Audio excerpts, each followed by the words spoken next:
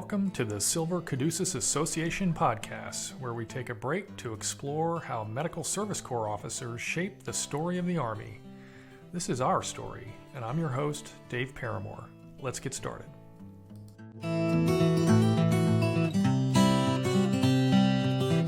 Well, hello everyone. Again, Dave Parramore here. I'm with some superstars today. I've got Claude Hines and Frank Tucker on the call, both AMED alumni and superstars in industry now.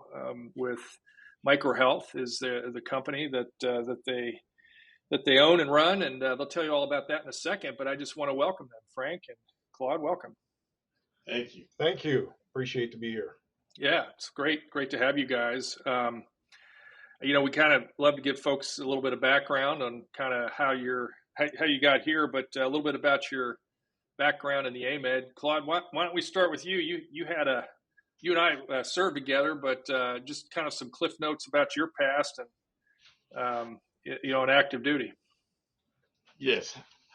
Good afternoon. Well, I got started as a medical service officer back in 1985. I started out at that time as basically a basic medical service officer, and I went into the 56th Field Artillery Command as the first medical platoon leader. They were basically Persian missiles, and they didn't know what to do with me. So I learned how to do a lot of stuff in the Army. That's cool. If it was an extra duty, I did it, to include going up to the remote sites and helping guard the missiles. But from there, I went on to become a medical logistician. Oh. And a lot of folks don't know that about me, but I was at as a lieutenant colonel, I ended up being at the Würzburg Medic and the 67 Combat Support Hospital, basically where I was the S4 of the 67 Combat Support Hospital and the medical logistics officer for the hospital. And then I got a call and said, hey, you've been selected to be a product manager of something called Medical Communications for Combat Casualty Care. And I was like, what is that? What is that? You got selected, and that's so. What is so? Tell us about that, because that's how you and I met. But what is that selection process like, or what was it like then?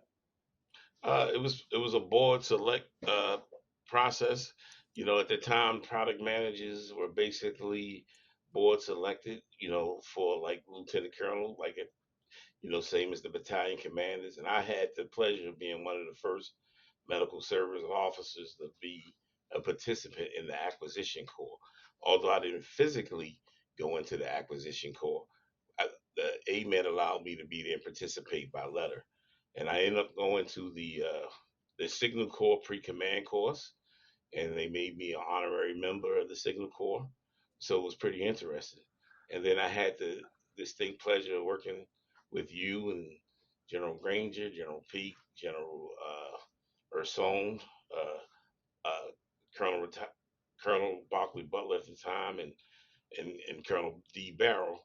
And we had the pleasure of putting the MC4 system into the theater of operations in the OIF-1. Yeah, those are some great times. I mean, I think back to that. I mean, we could tell all kinds of war stories here about that whole process and the great work that you all did there. I like to think you taught me the phrase of the business side of the military, of the acquisition corps. That was something that you introduced me to early on. Like, what do you do, Claude? Well, I work the business side of the military, the acquisition side. So that deployment, and then you went on. From there, you went up to TRICARE management activity then, or no? What was the next step for you? Yeah, it was the TRICARE management activity, because I was always complaining about the system itself, because they used to get it from the TRICARE management activity TMIP, and which included Alta T and CHEST and things of that nature. And so I used to be complaining based upon our Army customers. And one day they was like, since you always complaining, you get to go to TMA and help fix Help fix it, right? be, be careful what you ask for. it. Be So, careful what you ask for.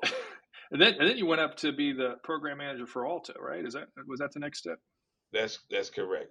What had happened when I got to TMIP, I realized that TMIP got their software from the PM of Alta, and so basically TMIP was a subset of Alta, and it had the operational medicine software to support, the battlefield.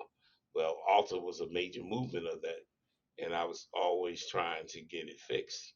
And then one day they just said, well, you know what? This is the only way we can fix it because the theater community has their priorities, and then basically the fixed facility hospital have their priorities. The only way you can get get it to where all the priorities are being served is to have one PM, and then they combine TMIP and SIPO, who was the deliverer of Alta, into one program office.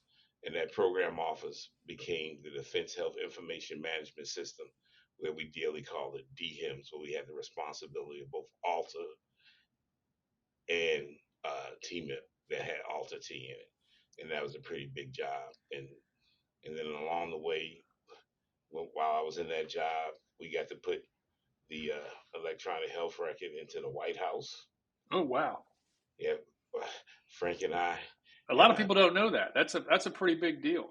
yeah, that's pretty good, a pretty big deal. And Frank and Captain Wiener and I, we were in, I think, Dr. Coleman's office, and Michelle Obama walks into the room. Frank said he spoke. I was like in starstruck, and my mouth was just. I didn't hear nobody speak, but Frank claimed he spoke. That's one of those I would like to have a do over and say, hey, so I could have said I actually spoke to him, but my mouth was just open the whole time.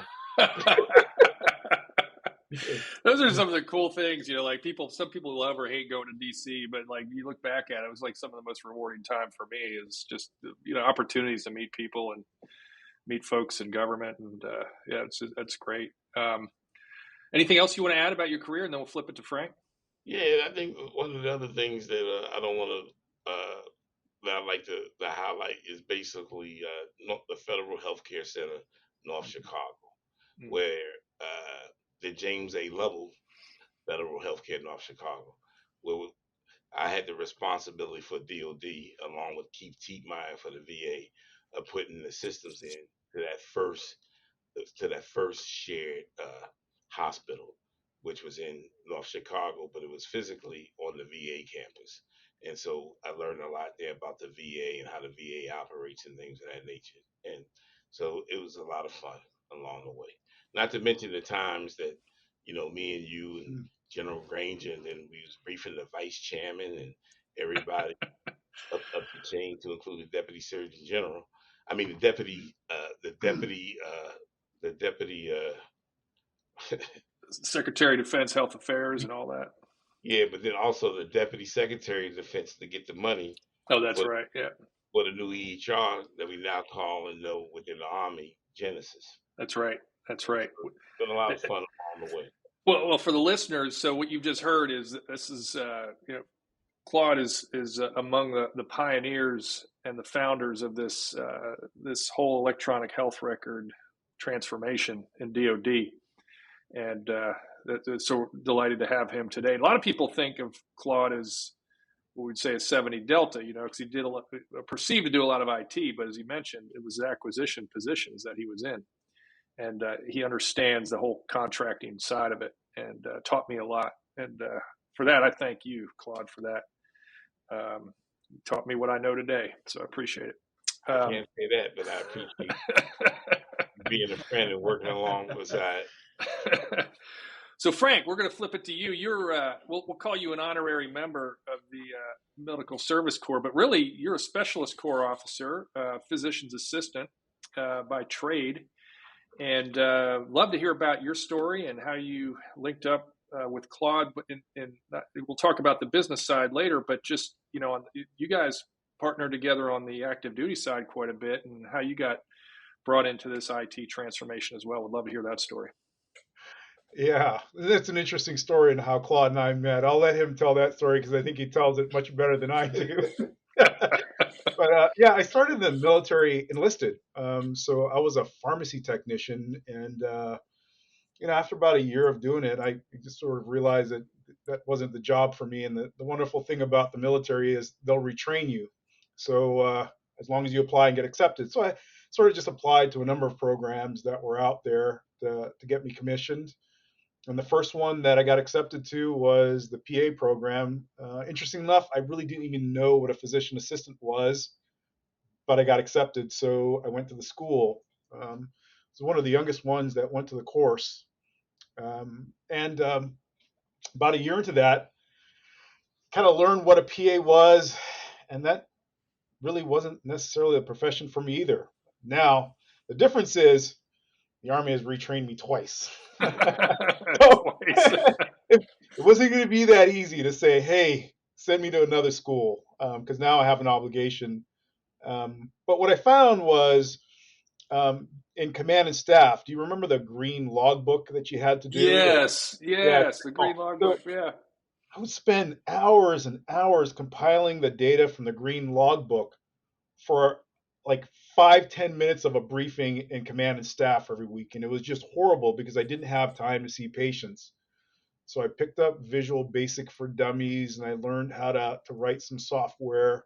And that software was named Medbase and it was deployed at that installation, Fort Lewis, and then it went on to 14 hospitals, including 3 medical centers. And then part of that software is inside of Alta today. And I'm not going to tell you which part because it's the part with the most bugs because no PA should ever be coding. And it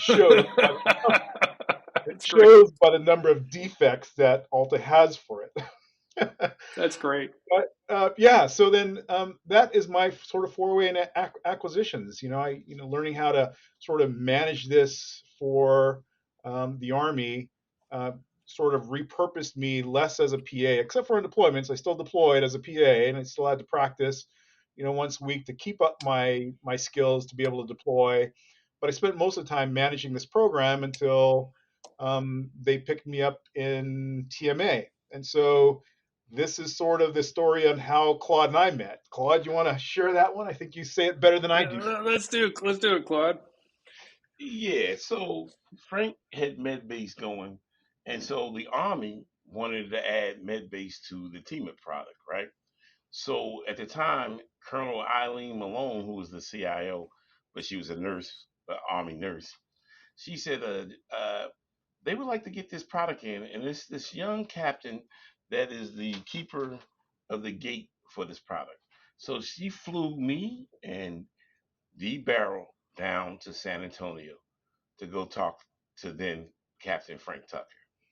And so we get down there and we get in the room, and there's a few people sitting around.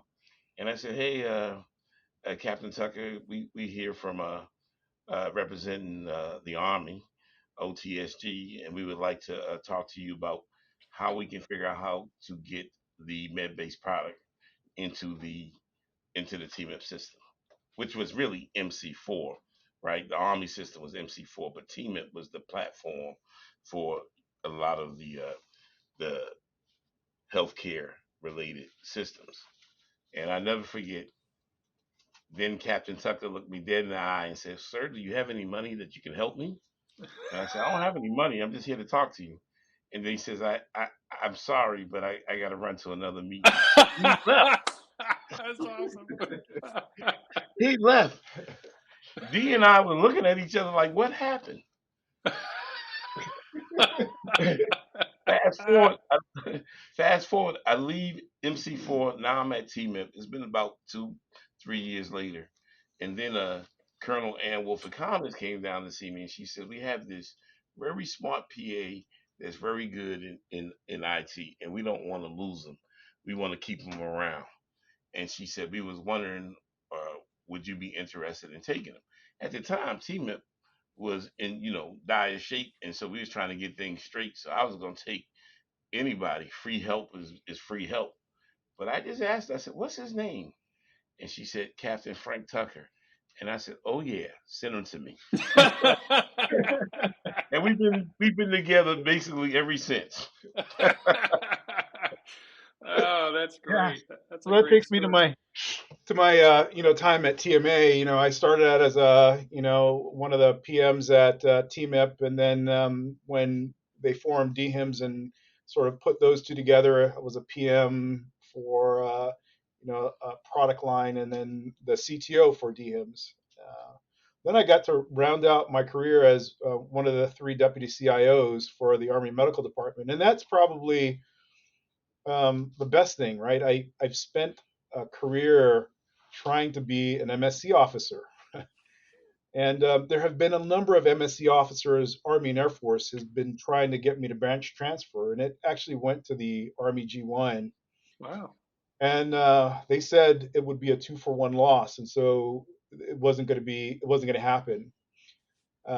But they had actually lined up commands for me. They sent me to training, so I went to the school that the CIOs go to at Army AMED Center School, and so they sent me to all these trainings to become, assuming that I would get approved.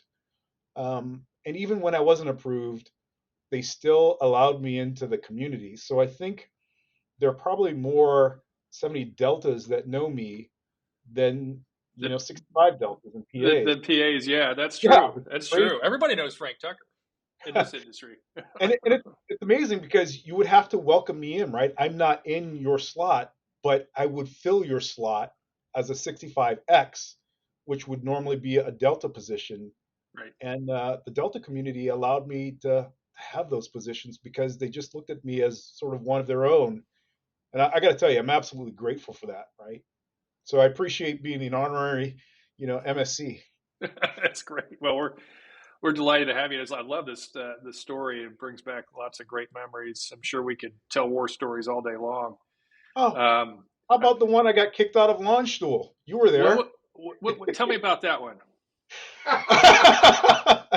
So if you remember that, we deployed, we transformed JMUs to TMDS, and Yeah. TMDS got deployed, and it just broke the theater, right? What a disaster. So just to let you know, not to make any excuses, but I was banned from doing anything on TMDS until 1 week before it was deployed. And then Commander Brown, now Captain Brown, he left, right? And so they had nobody else to give it to but me. And at that point, it was going to roll out no matter what, right? So it rolls out at 2 o'clock in the morning. The email just blows up that it broke the theater. I'm calling Colonel Hines and telling him, hey, like, you need to read the emails. He's like, it's not what's going on. It's not that bad. I'm like, no, you need to read the emails. We broke the theater.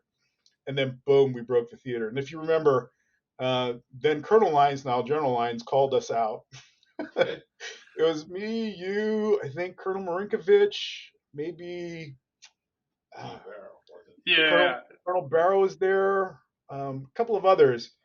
My job is to defend the program office and defend TMA, and I stood my ground. Apparently, General Line didn't care for that. He kicked me out of launch school. I was on that next flight with my tail between my legs. Oh man. I tell you, those were some rough times. I've been through some rough times there too. I remember Claude and I were in the briefing the JSIDS process. I mean, there's a lot of bumpy roads, but I can tell you that the gentleman on the call today, Frank and Claude, and I was a kind of a part of it, alongside them, but laying the groundwork for what's happening now in the transformation and electronic health records is more a part of our world than it's not, and so I think that's a good way to pivot now to kind of But Dave, I don't want you to get past that because you were really at the forefront with us. And now when you talk about the Jasons, when we were down there in the tank at the Pentagon, and we was trying to defend Team It, and it blew up on us. I remember you being on the front stage, and all the 2 stars that was responsible for each service, they just lit into us. And I I remember know. we getting back, and it was one of the things that was we had to defend was damage control to try to make sure that the department didn't look bad, meaning the ASD Health Affairs, Right. because of the things we had done, and that was very eye opening too. It was, but fast forward, put it back together, and kind of there's just a rewarding aspect to you go through those rough times, but it's look where we are now, and so it's again great stories to look back on. I Yeah, I hope I didn't miss General Granger because basically he was at the forefront with us, right? Oh no, we don't miss him. We talk to him all the time. Yeah, He's a matter of fact. He's agreed to it. I just haven't scheduled time with him yet, but he's going to be on this podcast too because he's actually a lot of people don't know this, but physicians, and he's joined as a lifetime member of the Silver Caduceus Association. But physicians, when they start medical school, they're assigned as a medical service corps officer. Huh, So I didn't know that. yeah, they are actually medical service corps officers out of the gate until they get their MD and then get commissioned actually get branched into medical corps at that point. Huh. So, well, let's pivot to the exciting times that you all are doing now, partnering on this venture of MicroHealth. I won't steal any thunder. I know our listeners would love to hear the story. I'm curious too. I don't know if I've ever heard this story. How you started MicroHealth and what some of the things that you're doing now in support of our soldiers and deployed warriors and also other agencies as well. You guys are doing work across the federal health landscape. So I'd love to hear the story. Yeah, so absolutely. So, it's funny, somebody, I think Colonel Barrow's the one who told me, I asked him a question, when you're ready to retire? And he said, you'll know there's nothing the Army can offer you to keep you in, and you will end up leaving. And there was a time that it came for me for that, right? Refused the bonuses that they had for PAs. I declined resident CGSC. I knew that I was going to get out, and Claude knew that he was going to retire. I think the DHIMS just wears a lot on you, right? yeah. And so at that point, we were going to get out, and the conversations. What are you going to do? What are you going to do? I don't know.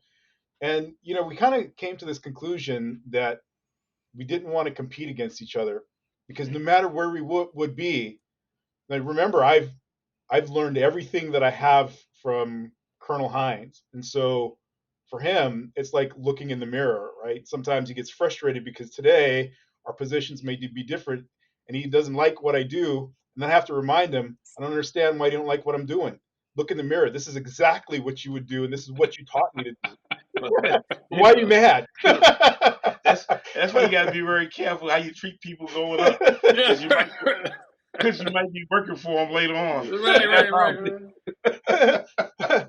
But yeah, we decided that what would happen, it would be a personal, sort of competition at what's Claude's next move or what's Frank's next move, and would be less about sort of the business of wherever we're working, and that it'd be better that we join forces. So we joined forces, started MicroHealth, and it was really to get through, to address some of the frustrations we had when we were in the program office, right? So no knock against commodity companies. They do amazing work for the government.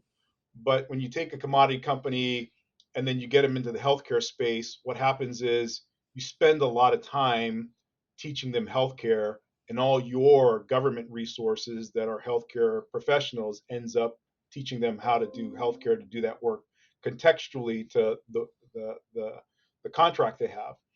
And so it would be the akin of this, right? I mean, you could go and see a family practitioner, and that family practitioner can do heart surgery, but do you want to go and see a family practitioner for heart surgery just because they can do it? Probably not. You want to see the surgeon, right? And that surgeon is the expert that you consult because that's all they do.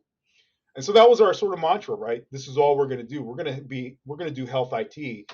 And unlike the commodity companies, we're going to have the doctors, we're going to have the nurses, we're going to have the healthcare administrators, we're going to have the healthcare CIOs, we're going to have the lab techs, the rad techs, and all these other things. And we do have that today. Like we could run a large clinic, sort of all day with our medical staff, which provides the perspective that the customer has without us having to go and say, I need to talk to your doctor, I need to talk to your nurse, I need to talk this, to understand sort of the practice. So we're able to deliver that solution from their point of view versus you trying to educate us on how that we need to do this work for you because we have that expertise. We're the surgeons for that. Does that sort of make sense?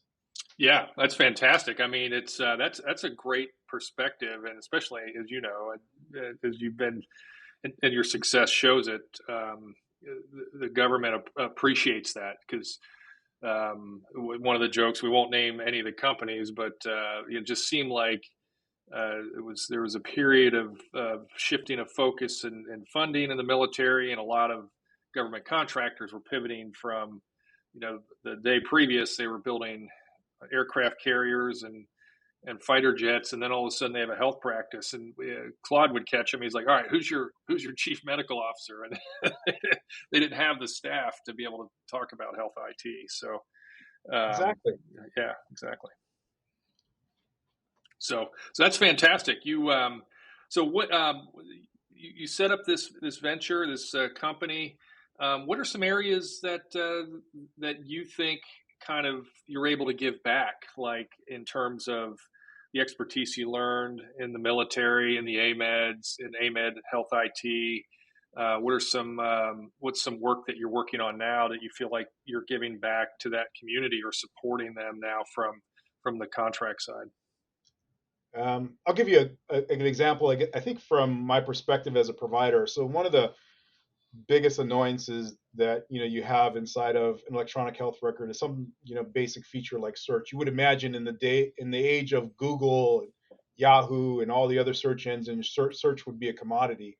Strangely enough, it's not in the medical records. So you finding information that's been sort of free texted in is next to impossible. Like you don't do that. You browse records, you read them, but then find the information you want. And so we were given the opportunity to solve that problem with AI and machine learning.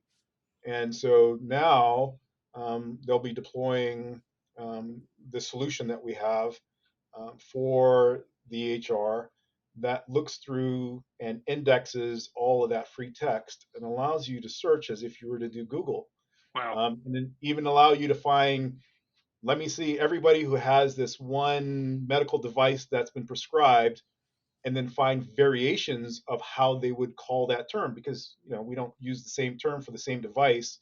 And using machine learning, we have to learn how providers call this device, the same device, 10 different ways, and then be able to reliably pull that device up so that in a device recall, we can find all the records and all the patients that have this device. And that's pretty exciting for me, right? It seems like it should be a commodity, but in reality, it's just not.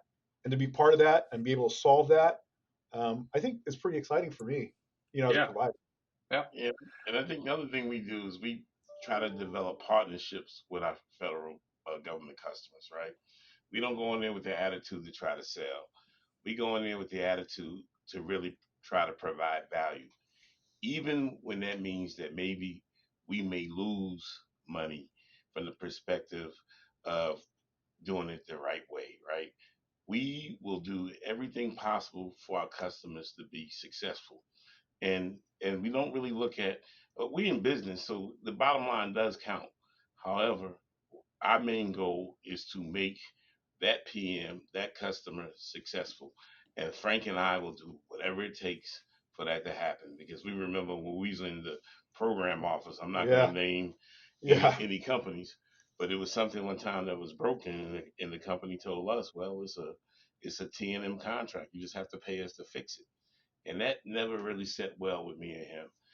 So the bottom line is, if something that we don't do right, or we see a pitfall that a customer may be getting ready to walk into, we make sure they know, and we fix our errors or whatever. We want to make sure that we're providing value, not just talk, but we walk it.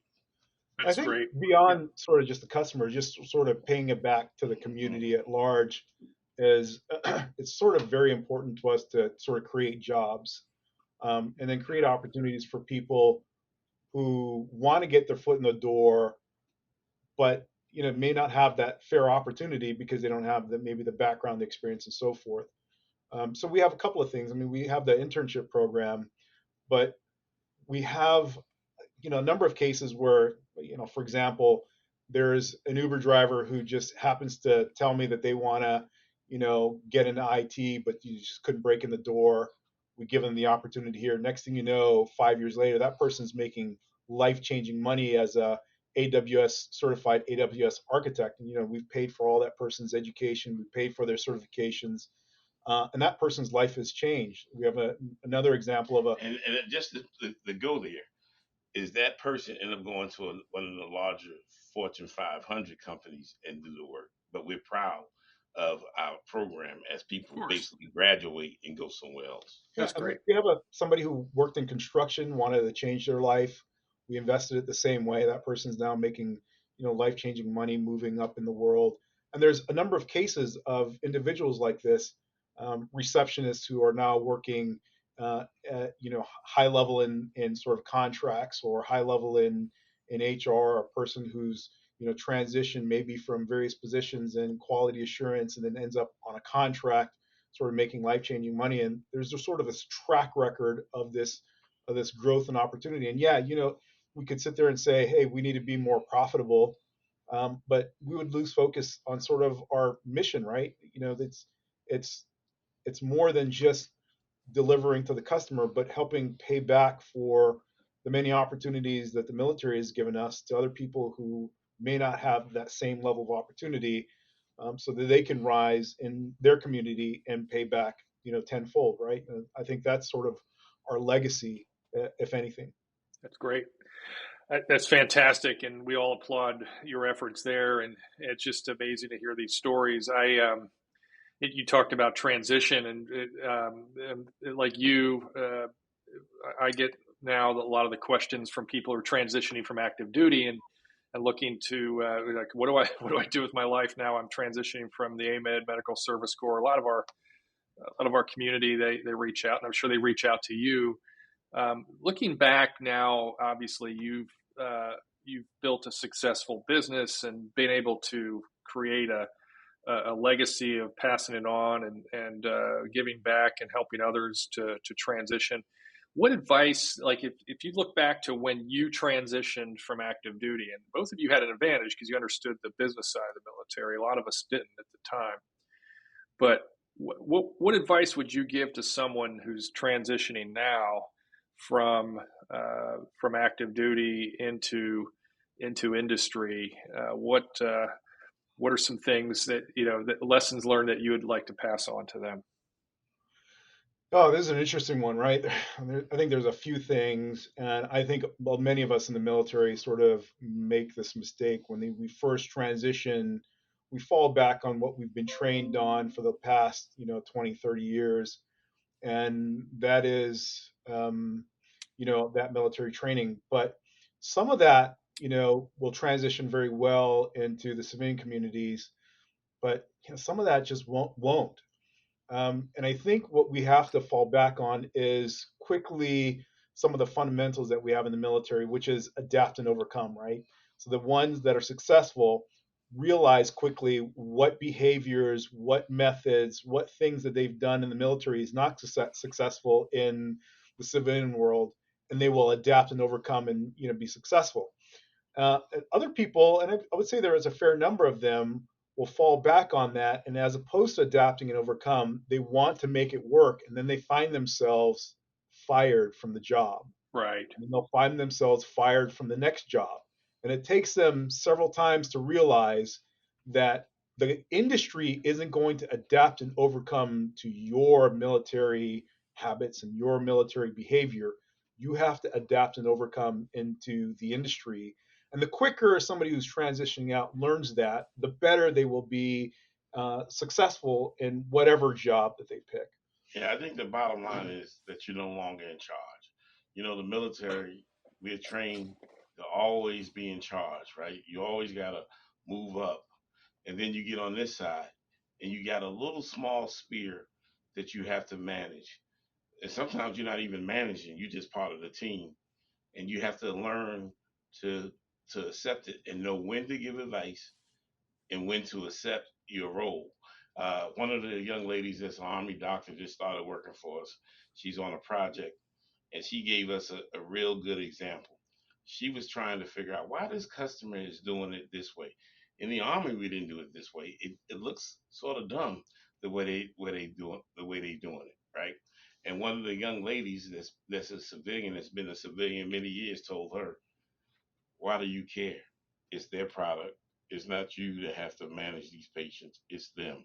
You have to learn your place. Your place is to help them, whether you agree or not. And Right. sometimes that's the hardest thing, because you go back to what Frank's saying.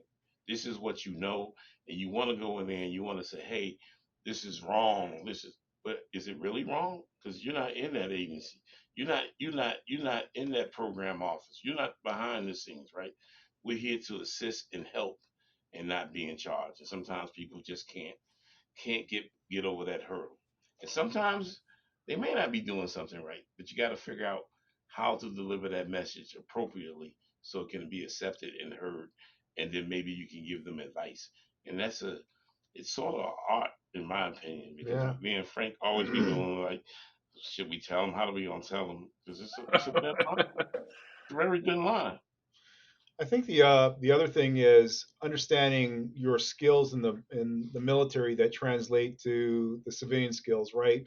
So we may have a process that we call it a certain way in the military, and what you don't realize is it's still the same thing in the in the civilian world, but you haven't made the bridge to understand that your what the military has trained you in a very what seems like a very military process is indeed a commodity process that's taught in the business world that you can apply. And so they undervalue their expertise because they're not able to translate the skills that they acquired in the military to the equivalent skills in the civilian sector. And I think that's very important. One of the advantages that Claude and I have being in the acquisition world and seeing both the military and civilian, we could see quickly where those skills were the same, though the nomenclature would be different. So we would just change our vernacular, and soon enough, our conversations in the civilian world was very relevant when we spoke about a process or a tool or what have you, whatnot. But we do see a lot of people even when we hire them in the military and we say you should know how to do this, and they say, well, I don't know how to do this. We don't do it this way in the military. I was like, this is what it's called in the military, and this is what it is in the civilian world. It's the same thing. And then the light bulb and the aha moment comes on, and then they know how to sort of exploit a process or a tool or an expertise they have they didn't realize they actually could use in the civilian world. Do you have That's anything great. on that one, Claude? Yeah, I mean, you're absolutely right. And one of the other things that I would add on is, you know, as Frank talked about, we was in the acquisition world. In the acquisition world, you saw a lot of certification programs. The Army offers a lot of certification programs, but a lot of times we don't take advantage of it while we're in. And then when you get on this side of the fence, it's all about certifications, right? You know, do you have this cert? Do you have this cert? You might be one of the best at doing it, but on the other side, they only see the cert, right? You can be the best cybersecurity person there is, but if you don't have a CISSP, people are going to question it, because in the Army, everybody knows you. When you get on this side, you're trying to build a relationship and build your resume on this side, because it seems like when you in the Army, everybody knows everybody. Then when you get on this side, you really realize that this is what they say about the military. It's really a small population that serve in the military. And so when you get on the other side, you realize that, wow, even with our company, we being a SDVOSB, when we look at the percentages of military, and we always look at the high military, it's not one of those things where you would say, oh, they got 50, 60%. That's not how it works, because it's not 50 or 60% of the The population, population yeah. That's serving in. exactly right. That's a good point. Yeah. Yeah, so No, that's great. Yeah, I think the last thing that I would say is depending on your position, you have to realize why companies are hiring you. And if you held a position of significance in the military, know that that company who's recruiting you is recruiting you for your Rolodex. Yep. And that's not a bad thing, right? I mean, And for the younger viewers, Frank, the Rolodex is a contact list in your Outlook.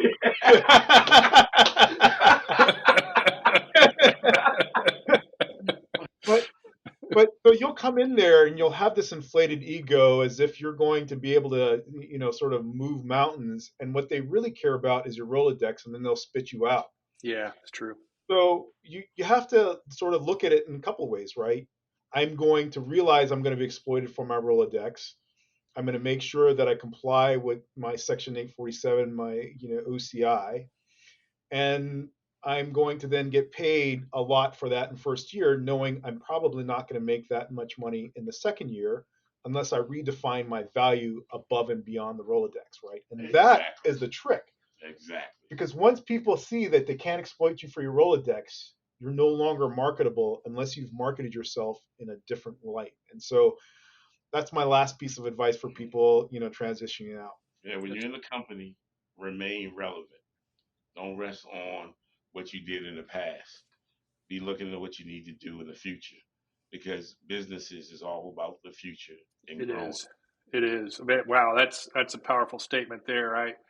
And Claude, you kind of stole my last question here. Kind of what I was thinking. What's next for you all, MicroHealth? Anything that you'd like to share? Like, what it's at some point, we have this great career in the military. Meet everyone and be able to serve the nation, and then we have the opportunity to run a business. Just at a high level, what's next for a company, or how does that, just for our listeners who may not know, what does that look like? What's the future hold for business owners, or you guys in particular?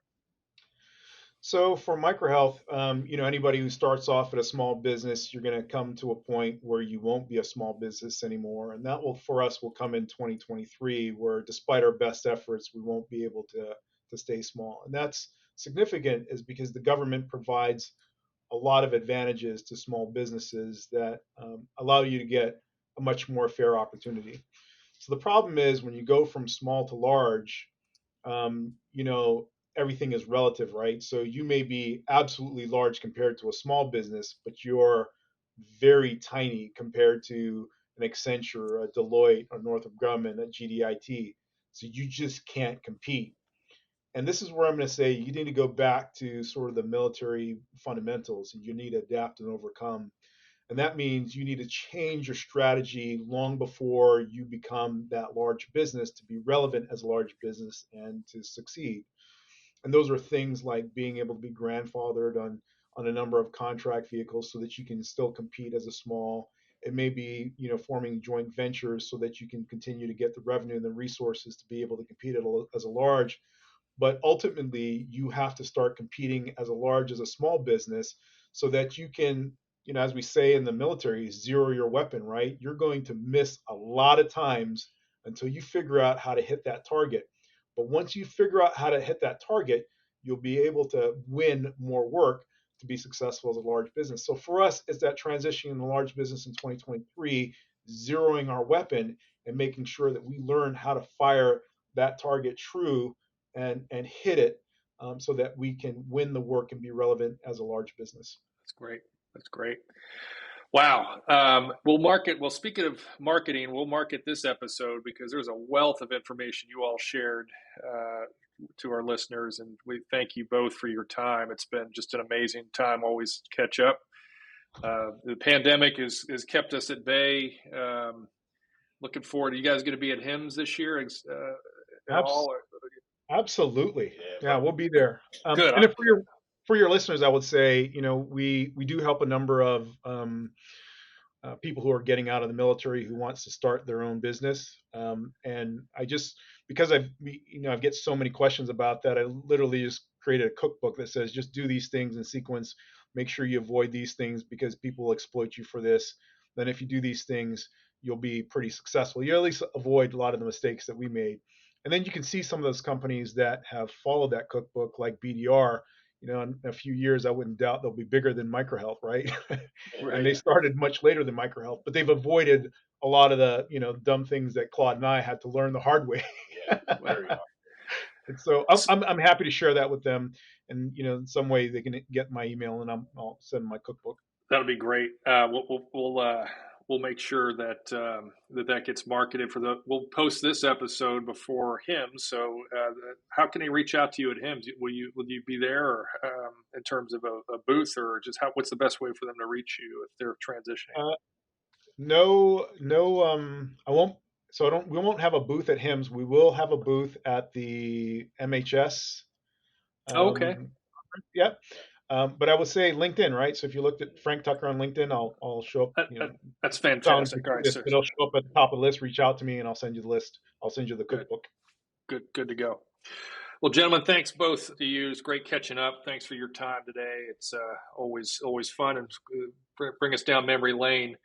And best to both of you as you continue in your next steps. All right. Thank you. Thank you. Appreciate it. Much appreciated. Well, everyone, this wraps up another episode of our podcast for the Silver Caduceus Association. You can always find us at silvercaduceusassociation.org. And hope you enjoyed this one, and looking forward to the next conversation.